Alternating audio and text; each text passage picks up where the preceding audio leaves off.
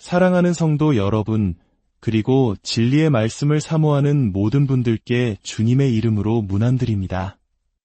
오늘 우리는 역사의 장막을 걷고 시대를 초월하여 살아 숨쉬는 하나님의 말씀, 이사야서의 깊은 울림 속으로 함께 들어가 보려 합니다. 이 시간 우리의 마음밭이 옥토가 되어 뿌려지는 말씀의 씨앗이 30배, 60배, 100배의 결실을 맺기를 소망합니다. 본격적인 말씀에 앞서 이 귀한 생명의 말씀을 더 많은 이들과 나누기 원하신다면 좋아요와 구독으로 하나님의 은혜를 전파하는 일에 동참해 주시길 부탁드립니다. 여러분의 작은 실천이 지금 이 순간에도 어딘가에서 외로움과 절망 속에 있는 한 영혼에게는 큰 위로와 희망의 빛이 될 수 있습니다. 잠시 함께 기도하겠습니다. 살아계신 하나님 아버지, 이 시간 성령으로 우리 각 사람에게 임재하여 주시옵소서. 우리의 굳은 마음을 부드럽게 하시고 닫힌 길을 열어주시어 오직 주님의 음성만을 듣게 하옵소서. 예수 그리스도의 이름으로 기도드립니다. 아멘. 오늘 함께 나눌 말씀은 이사야 시녀 4장 1절에서 8절입니다. 제가 봉독하겠습니다. 여호와께서 이와 같이 말씀하시되 너희는 정의를 지키며 유를 행하라 이는 나의 구원이 가까이 왔고 나의 공의가 나타날 것임이라 하셨도다. 안식일을 지켜 더럽히지 아니하며 그의 손을 금하여 모든 악을 행하지 아니하여야 하나니 이와 같이 하는 사람, 이와 같이 굳게 잡는 사람은 복이 있느니라.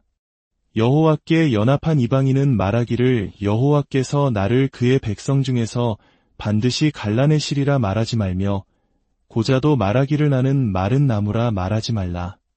여호와께서 이와 같이 말씀하시기를 나의 안식일을 지키며 내가 기뻐하는 일을 선택하며 나의 언약을 굳게 잡는 고자들에게는 내가 내 집에서 내 성 안에서 아들이나 딸보다 나은 기념물과 이름을 그들에게 주며 영원한 이름을 주어 끊어지지 아니하게 할 것이며 또 여호와와 연합하여 그를 섬기며 여호와의 이름을 사랑하며 그의 종이 되며 안식일을 지켜 더럽히지 아니하며 나의 언약을 굳게 지키는 이방인마다 내가 곧 그들을 나의 성산으로 인도하여 기도하는 내 집에서 그들을 기쁘게 할 것이며 그들의 번제와 희생을 나의 제단에서 기꺼이 받으리니 이는 내 집은 만민이 기도하는 집이라 일컬음이 될 것임이라. 이스라엘의 쫓겨난 자를 모으시는 주 여호와가 말하노니 내가 이미 모은 백성 외에 또 모아 그에게 속하게 하리라 하셨느니라. 아멘. 하나님의 말씀입니다. 우리는 지난 시간 이사야 55장을 통해 값없이 주어지는 하나님의 구원에 대해 묵상했습니다. 우리의 노력이나 자격이 아닌 오직 하나님의 전적인 은혜로 말미암는 구원. 그것은 마치 목마른 자에게 값없이 주어지는 생수와 같고 굶주린 자에게 대가 없이 차려지는 풍성한 잔치와도 같았습니다. 그런데 이처럼 공짜로 주어지는 구원의 메시지를 처음 접하는 사람들은 자연스럽게 그러나 잘못된 질문을 던지곤 합니다. 하나님께서 나를 조건 없이 사랑하시고 구원해 주신다면 굳이 내가 선하게 살아야 할 이유가 어디 있는가 하고 말입니다.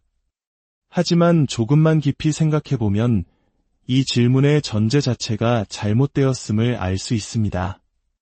만약 하나님의 심판에 대한 두려움이 사라졌을 때 선하게 살고자 하는 동기마저 사라져버린다면 애초에 그 동기는 사랑이 아니라 단지 두려움이었을 뿐입니다. 그것은 진정한 선이 아닙니다. 하나님께서 우리에게 원하시는 것은 두려움에 기반한 억지 순종이 아니라 더 나은 동기, 즉 사랑과 감사에서 우러나오는 자발적인 헌신입니다. 바로 이 지점에서 이사야 55장의 값없는 구원은 오늘 우리가 읽은 시녀 4장의 삶의 변화로 자연스럽게 흘러들어옵니다. 1절은 말합니다. 나의 구원이 가까이 왔고 나의 공의가 나타날 것임이라. 이것은 장차 오실 예수 그리스도를 통한 구원의 예언입니다. 예수 그리스도의 값없는 은혜와 구원이 우리에게 임할 때 우리의 삶은 근본적으로 변화될 수밖에 없다고 성경은 선포합니다. 십자가에서 보여주신 그 희생적인 사랑의 의미를 깨닫는 순간 우리의 삶 전체가 송두리째 바뀌는 것입니다. 오늘 본문은 은혜를 받은 자들이 살아가게 될 삶의 세 가지 놀라운 특징을 보여줍니다. 첫째는 세상 속에서 정의롭게 살아가려는 새로운 열망입니다. 둘째는 인종, 계층, 배경을 초월하여 모든 믿는 자들이 하나님 앞에서 완전히 동등해지는 새로운 공동체의 탄생입니다. 그리고 이 모든 변화는 셋째, 우리가 하나님으로부터 결코 끊어지지 않을 영원한 이름을 받기 때문에 가능해집니다. 먼저 첫 번째, 정의로운 삶에 대한 새로운 관심입니다. 1절은 정의를 지키며 의를 행하라고 명령합니다.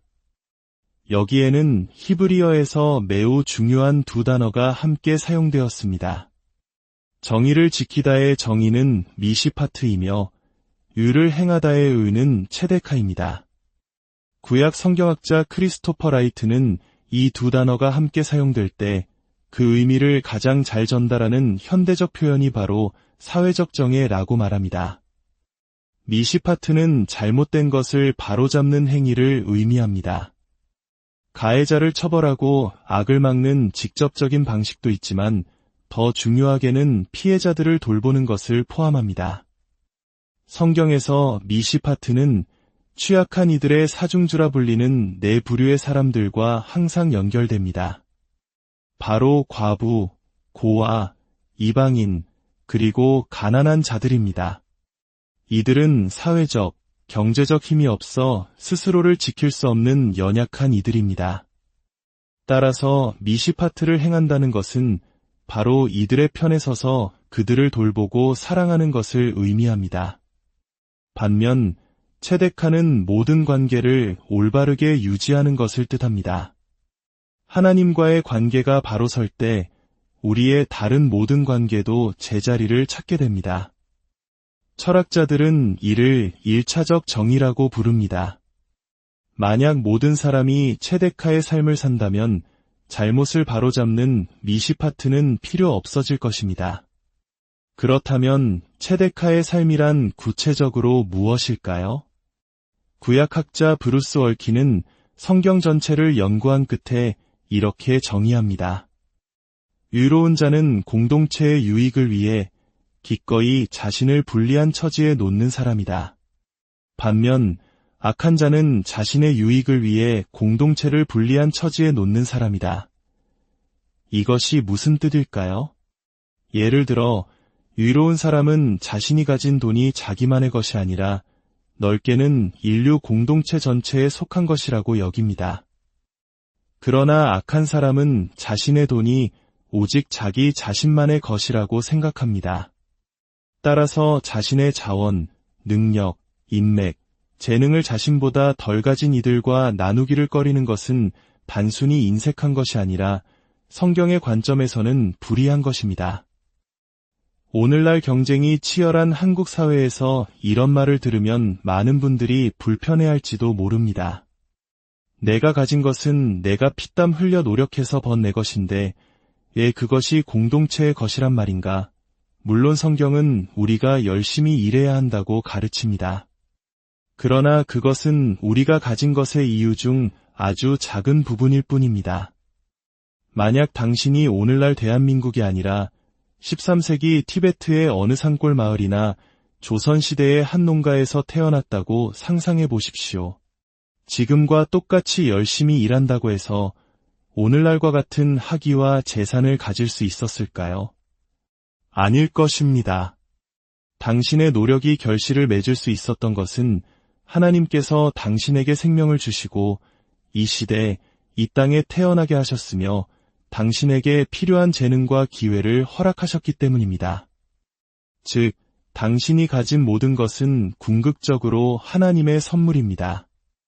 이 사실을 망각하고 모든 것이 자신의 노력 덕분인 양 행동하는 것은 하나님을 오해하는 것이며 성경이 말하는 실제를 왜곡하는 불의한 삶의 태도인 것입니다.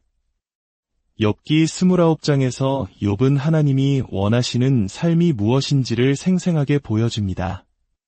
이는 부르짖는 빈민과 도와줄 자 없는 고아를 내가 건졌음이라. 망하게 된 자도 나를 위하여 복을 빌었으며 과부의 마음이 나로 말미암아 기뻐 노래하였느니라. 내가 의를 옷으로 삼아 입었으며 나의 정의는 겉옷과 모자 같았느니라.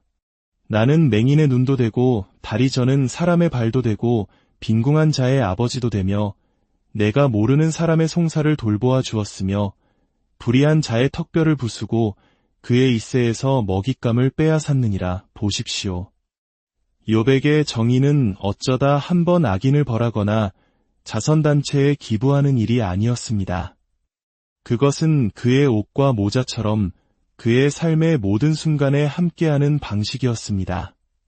그는 매일 눈먼 자의 눈이 되어주고 과부의 마음을 노래하게 했습니다.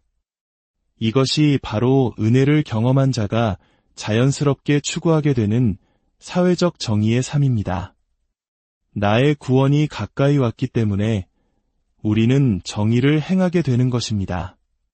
둘째, 은혜는 완전히 새로운 종류의 공동체를 만들어냅니다. 3절을 보십시오. 예수 그리스도, 즉 주의 종이 오시기 전에는 성전 예배에서 배제되었던 두 그룹이 등장합니다. 여호와께 연합한 이방인은 말하기를 여호와께서 나를 그의 백성 중에서 반드시 갈라내시리라 말하지 말며 고자도 말하기를 나는 마른 나무라 말하지 말라. 이 말씀은 당시 사람들에게는 엄청난 충격이었을 것입니다. 이방인, 즉 외국인들은 말 그대로 인종적 장벽 때문에 하나님의 백성에서 제외되었습니다. 하나님께서는 아브라함 한 사람을 통해 새로운 인류, 즉 믿음의 공동체를 시작하셨습니다. 그 후손들이 이스라엘이라는 민족을 이루었기에 구약시대의 신앙 공동체는 필연적으로 단일 민족 중심이었습니다. 그러나 하나님께서는 그것이 영원한 계획이 아니었음을 분명히 하십니다. 장차 오실 메시아를 통해 모든 민족과 언어와 인종이 하나님의 백성 안에 동등하게 포함될 것이라는 놀라운 비전을 선포하신 것입니다. 이제 믿음의 공동체 안에서 이방인이라고 해서 2등 시민 취급을 받아서는 안 된다는 것입니다. 예수님께서는 이 원리를 매우 중요하게 여기셨습니다. 누가복음 4장에 기록된 예수님의 첫 번째 설교는 바로 인종에 관한 것이었습니다. 예수님께서는 회당에서 이사야 61장, 즉 가난한 자에게 아름다운 소식을 전파하는 메시아에 대한 예언을 읽으셨습니다. 처음에는 모두가 은혜롭게 들었습니다. 그러나 예수님께서 설교를 이렇게 마무리하시자 분위기는 험악해졌습니다. 엘리야 시대에 이스라엘에 많은 과부가 있었으되 오직 시돈 땅에 있는 사렙다의 한 과부에게만 보내심을 받았으며 또 선지자 엘리사 때에 이스라엘에 많은 나병 환자가 있었으되 오직 수리아 사람 나아만 외에는 한 사람도 깨끗함을 얻지 못하였느니라. 사렙다 과부도 나아만 장군도 모두 이방인이었습니다. 예수님께서는 하나님의 은혜가 특정 민족의 전유물이 아님을 선포하신 것입니다. 그 결과는 어땠습니까? 사람들은 분노하여 예수님을 붙잡아 낭떠러지로 끌고 가 밀어 떨어뜨리려 했습니다. 은혜의 복음이 가진 급진적인 포용성은 세상의 편견과 교만의 정면으로 도전하기 때문입니다. 오늘날 다문화 사회로 빠르게 변모하고 있는 한국 교회는 이 말씀을 깊이 새겨야 합니다. 우리의 교회는 세상의 인종적 장벽이 무너지는 하나님 나라의 증거가 되고 있습니까? 본문이 언급하는 또 다른 소외 계층은 고자, 즉 내시입니다. 고대 사회에서 남성이 거세되는 데에는 여러 비극적인 이유가 있었습니다. 어떤 이들은 육체를 악한 것으로 보는 이교 사상의 영향으로 혹은 이방 종교의 사제가 되기 위해 스스로를 불구로 만들었습니다. 또 다른 이들은 한국의 역사 속 내시들처럼 왕실에서 권력과 성공을 얻기 위해 거세되어야 했습니다. 그들은 출세와 부를 위해 가족이라는 가장 소중한 가치를 포기한 사람들이었습니다. 하나님께서는 이러한 비인간적인 관습을 막고 육체와 성, 그리고 가정을 통한 생육을 선한 것으로 가르치기 위해 초기에는 내시들의 성전 출입을 금하셨습니다. 그러나 시간이 흐르면서 특히 고대 사회에서는 가족 그 자체가 우상이 되었습니다. 자녀의 수가 곧 부와 안정, 그리고 가문의 명예를 의미했습니다. 그래서 자녀를 낳지 못하는 여인이나 내시들은 마른 나무처럼 여겨지며 멸시와 조롱의 대상이 되었습니다. 이것은 비단 고대 사회만의 이야기가 아닙니다. 현대 서구 사회는 개인의 성취를 우상으로 삼지만 여전히 많은 전통적인 문화권에서는 가문이 전부입니다. 성경은 이 모든 문화를 비판합니다. 서구의 개인주의도 동양의 집단주의도 모두 하나님이 아닌 다른 것에서 자신의 이름, 즉 정체성과 가치를 찾으려 하기 때문입니다. 세상이 이토록 분열되고 서로를 짓밟은 이유는 모두가 어떻게든 자기 이름을 내려고 발버둥치기 때문입니다. 그러나 하나님께서는 말씀하십니다. 내가 내 집에서 내 성 안에서 아들이나 딸보다 나은 기념물과 이름을 그들에게 주며 영원한 이름을 주어 끊어지지 아니하게 할 것이라. 이제 우리의 정체성은 자녀의 유무나 사회적 성공 혹은 인종적 배경에 달려있지 않습니다. 교회 안에서는 독신이든 기혼이든 자녀가 있든 없든 과거가 어떠했든 그 누구도 2등 시민이 될 수 없습니다. 교회는 혈연을 넘어선 새로운 하나님의 가족이기 때문입니다. 우리의 소망은 자녀나 가문이 아니라 오직 하나님 나라에 있습니다. 이 모든 말씀이 어떻게 현실 속에서 이루어지는지를 보여주는 완벽한 그림이 사도행전 8장에 나옵니다. 거기에 이디오피아 내시가 등장합니다. 그는 이방인이자 내시였고 이디오피아 여왕 간다게의 모든 국고를 맡은 최고위급 관리였습니다. 그는 세상적인 성공의 정점에 있었지만 그의 영혼은 깊은 갈증에 시달렸습니다. 고대 문화의 관점에서 그는 자녀를 가질 수 없는 마른 나무였고 현대 문화의 관점에서도 그의 부와 권력은 공허함을 채워주지 못했습니다. 그는 이스라엘의 하나님에 대해 듣고 생명을 건 위험한 여정 끝에 예루살렘까지 예배하러 왔습니다. 그러나 이방인이자 내시였던 그는 성전문 앞에서 발길을 돌려야만 했을 것입니다. 상상해 보십시오. 마지막 희망을 품고 찾아온 곳에서조차 거절당했을 때의 그 깊은 절망감을, 그가 낙심하여 고향으로 돌아가는 길, 그의 마차 안에서 그는 이사야서를 읽고 있었습니다. 바로 우리가 오늘 읽은 본문처럼 이방인과 내시를 받아주시겠다는 약속의 말씀을 읽었을 것입니다. 그리고 그가 읽던 구절은 바로 이사야 신세장, 고난받는 주의 종에 대한 예언이었습니다. 그가 곤욕과 신문을 당하고 끌려갔으니 그 세대 중에 누가 생각하기를 그가 살아있는 자들의 땅에서 끊어짐은 마땅히 형벌받을 내 백성의 허물 때문이라 하였으리요. 바로 그때 전도자 빌립이 그에게 다가가 묻습니다. 읽는 것을 깨닫느냐? 내시는 대답합니다. 지도해주는 사람이 없으니 어찌 깨달을 수 있으리요. 그리고 빌립은 이사야가 예언한 고난받는 종이 바로 예수 그리스도이심을 알려주었습니다. 자신의 죄 때문에 죽으시고 부활하신 예수님에 대한 복음을 들었을 때 내시는 외쳤습니다. 보라, 물이 있으니 내가 세례를 받음에 무슨 거리낌이 있느냐. 그리고 광야의 물가에서 놀라운 장면이 펼쳐집니다. 빌립이라는 한 유대인 남성이 이디오피아에서 온 사회적으로 소외되었던 한 아프리카 남성을 물속에서 뜨겁게 끌어안고 그의 이름으로 세례를 줍니다. 무엇이 이 두 사람을 하나로 묶을 수 있었을까요?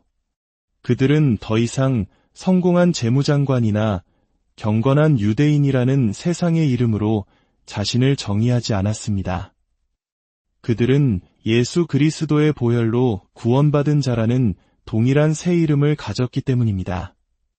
우리가 받은 이름, 우리의 진정한 정체성이 바로 이것임을 깨달을 때 우리를 가르던 모든 장벽은 무너져 내릴 것입니다.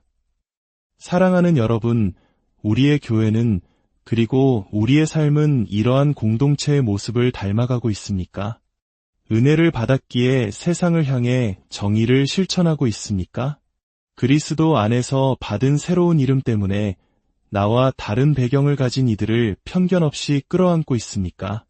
아직 갈 길이 멀지도 모릅니다. 그러나 소망이 있습니다. 우리 안에 이 놀라운 일을 시작하신 이가 그리스도 예수의 날까지 이루실 것을 우리는 믿습니다. 함께 기도하겠습니다. 하나님 아버지, 우리에게 값없이 베풀어 주신 구원의 은혜에 감사드립니다.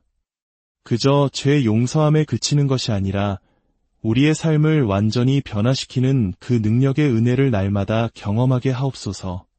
세상 속에서 정의를 옷 입듯 살아가게 하시고 우리의 교회가 세상의 모든 장벽이 무너지는 하나님 나라의 증거가 되게 하여 주시옵소서. 아들이나 딸보다 더 나은 영원한 이름을 우리에게 주셨사오니 세상이 주는 헛된 이름에 더 이상 매이지 않고 오직 주님 안에서 참된 정체성과 만족을 누리며 살게 하옵소서. 우리를 섬기기 위해 자신의 생명을 내어주신 주님을 본받아 우리도 서로를 섬기는 삶을 살게 하옵소서. 우리 주 예수 그리스도의 이름으로 기도드립니다. 아멘. 주 예수 그리스도의 은혜와 하나님의 무한하신 사랑과 성령의 교통하심이 이 말씀을 듣는 모든 분들 위해 지금부터 영원까지